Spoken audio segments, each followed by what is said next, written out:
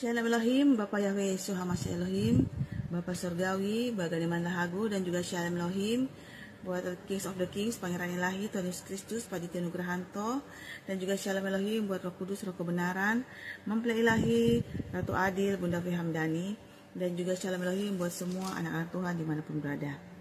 Hari ini saya akan membagikan firman Tuhan yang terdapat dalam Injil Lukas pasal 6, ayat yang ke-43 sampai dengan 45 yang berkata demikian dengan judul perikopnya pohon dan buahnya. Karena tidak ada pohon yang baik yang menghasilkan buah yang tidak baik, dan juga tidak ada pohon yang tidak baik yang menghasilkan buah yang baik. Sebab setiap pohon dikenal pada buahnya. Karena dari semak duri orang tidak memetik buah ara, dan dari duri-duri tidak memetik buah anggur. Orang yang baik mengeluarkan barang yang baik dari perbendarahan hatinya yang baik, dan orang yang jahat mengeluarkan barang yang jahat dari perbendarahannya yang jahat. Karena yang diucapkan mulutnya meluap dari hatinya. Demikianlah firman Tuhan. Pohon yang baik pasti menghasilkan buah yang baik. Pohon yang tidak baik juga menghasilkan buah yang tidak baik. Dan setiap pohon dikenal dari buahnya. Jadi mungkin ada juga pohon yang mungkin sama secara fisiknya, mungkin sama secara daunnya, tetapi untuk membedakannya kita harus melihat dari buahnya.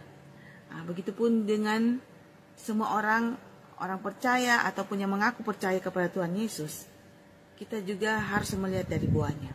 Apakah dia betul-betul berasal daripada Tuhan atau hanya ikut-ikutan, ya.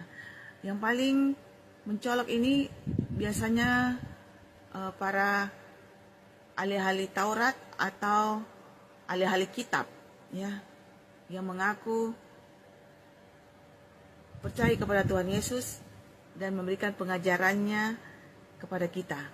Nah, apakah dia betul-betul memiliki buah yang baik atau buah yang busuk? Seperti itu. Apakah betul mencerminkan apa yang dia katakan itu juga mencerminkan di dalam kehidupannya atau tidak? Ya, orang yang berkata-kata manis belum tentu dia mempunyai buah juga yang manis. Ya, mungkin dia mengemas kata-katanya dengan sesuatu yang baik, seperti kelihatan yang baik begitu. Tetapi sebenarnya tidak seperti itu. Dia hanya mengatakan yang baik hanya untuk dipuji orang atau hanya untuk dilihat orang. Padahal sebenarnya hatinya jauh daripada kebaikan itu sendiri. Bahkan kalau di luar dari kebenaran firman Tuhan, dia melakukan kejahatan yang sangat besar. Seperti itu.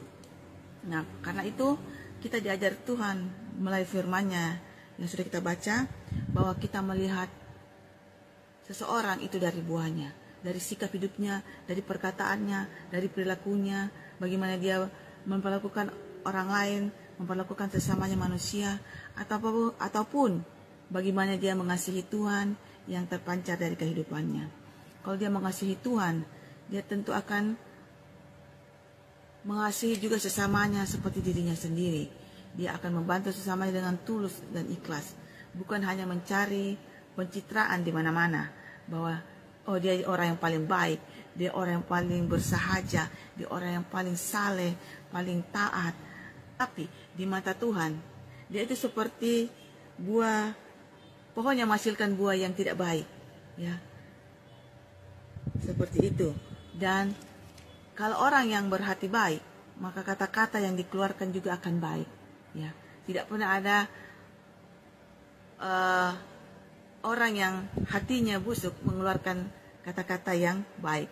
Mungkin dia mengeluarkan kata-kata yang baik, dia kemas dengan sebaik mungkin, tetapi terpancar dari raut wajahnya bahwa itu tidak tulus, itu tidak ikhlas. Seperti itu. Dia hanya memaksakan dirinya, berpura-pura saja. Tetapi kalau orang yang punya hati yang bersih, hati yang tulus, hati yang suci, maka dari raut wajahnya juga akan kelihatan bersukacita, damai sejahtera, dan mengeluarkan kata-kata yang baik pula, sehingga orang yang mendengarkan mendapatkan energi yang positif dari apa yang dia katakan ya. Dan kita lihat contohnya seperti yang pangeran ilahi dan mempelai ilahi ya. Mereka kalau memberitakan firman itu bersuka cita, ketawa-ketawa, membuat kita yang mendengarnya juga bersuka cita. Sebab itu karena mereka punya hati yang luar biasa yang dia berikan kepada kita anak-anaknya yang percaya kepadanya. Maka dari itu marilah kita jaga hati kita agar tetap bersih, suci di hadapan Tuhan, dan juga kita bisa mengeluarkan kata-kata yang baik. Karena mulut kita mengeluarkan kata-kata yang baik itu berasal dari hati. Ya, kalau hati kita bersih, hati kita baik, kita juga akan mengeluarkan kata-kata yang positif yang akan didengar oleh orang lain.